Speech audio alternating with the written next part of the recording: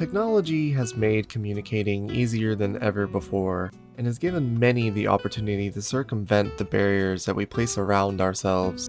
We can speak for hours with, and even revolve our lives around people that we've never met, but have a sense of familiarity with despite being hundreds or even thousands of miles apart. But what is the extent of the barriers that we can overcome?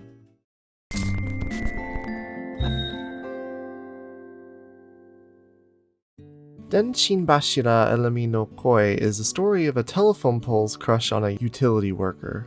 It's a simple, unassuming narrative, but it doesn't shirk away from the implications of its surreal extreme. Not many people have watched Elemi, so I would like to share what I was able to take out of it, and maybe encourage some of you to give it a go for yourself. If it already interests you, please go ahead and give it a watch before watching this video, as there will be some visual spoilers, and I will be talking generally about the entirety of the film in a vague sense that may or may not directly apply to the events of the story. It's only 40 minutes long, and it's criminally underappreciated. Getting into a long-distance relationship can be a very unique experience that can really put into perspective just how much we take for granted. Without the convenience of physical intimacy or body language most of the time, you have to rely on communicating everything verbally. Much like a lot of things in life, many people don't exactly plan for these kind of things, but love seems to find you when you least expect it. In the beginning, it's a very exhilarating experience. You rush home at the end of the day just to get the chance to speak with someone because you connect with them on such an emotional level. Your attraction isn't dependent on the physical, you just love getting to know them and reveling in the emotional bond that you two share. You feel so close to somebody that's physically so distant. But we need physicality to affirm our feelings. We aren't satisfied with a relationship dependent on signals and wires. Loved ones question what your plans for the future are and how will you be together.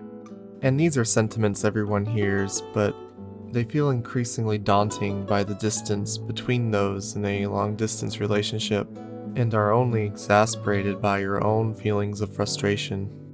Finally meeting up can be a beautiful, yet simultaneously lonely experience. Seeing the body of the voice you've grown to love so much in person for the first time can be a little awkward but exciting. Being together feels like a dream, a blissfully cruel dream that's cut too short. You eventually wake up to find everything back to how it was. You're left once again on your own, only phones and wires.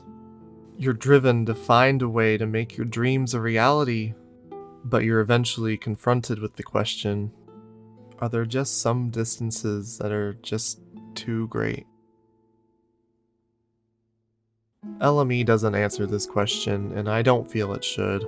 This should be a question everyone finds their own answer to. Elemi simply captures the melancholy, futility, loneliness. Yet, the simple joy and delicate beauty of such an experience, and just allows the viewer to ruminate on it. I suspect that to most who watch it, Elemi is a tragic story of love that was never meant to be, where the two living in such different worlds would have just been better off staying in their own lane. And maybe that is the correct interpretation. A man spending the rest of his life with a telephone pole does seem rather silly and lonely. But perhaps that's looking at it from the wrong perspective. Perhaps it's the story of courage, of breaking away from the norm, and not letting societal pressures or reservations stop you from chasing after what you want. If you give it your all and it truly is impossible, at least then you can move on knowing that you left no room for regrets, and grew in the process. But I suppose that's just one possible response to a question that might not have a correct answer.